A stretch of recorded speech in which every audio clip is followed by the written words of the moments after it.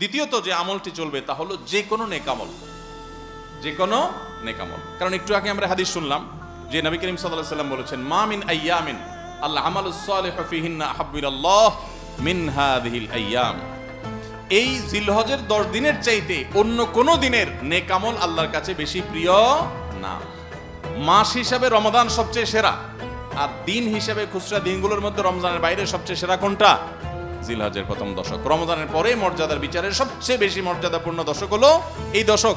এই জন্য এই দশকে আমল করলে আল্লাহর কাছে এত প্রিয় যে অন্য কোনো সময়ের আমল আল্লাহর কাছে এত প্রিয় না। এই জন্য এই দশকের দ্বিতীয় আমল হলো বেশি বেশি নেকামল করা। বেশি বেশি কি করা? নেকামল করা। রুটিন যে নামাজগুলো আছে, কাজগুলো আছে, সেগুলো বিশেষ ইহতেমামের সাথে করা। অন্য সময় আপনি নামাজে টুকটাক গাফলতি করেন, কিন্তু এই দশকে মোটেই করবেন না। অন্য দশকে আপনার ফজরের জামাত একটু মিস হয়, এই দশক মোটেই করবেন না। আগে থেকে ইহতেমাম থাকবে যে এই দশক কোনোভাবে ইবাদত থেকে আমি যেন দূরে না থাকি। আল্লাহ তাআলা আমাদের সবাইকে আমলের তৌফিক দান।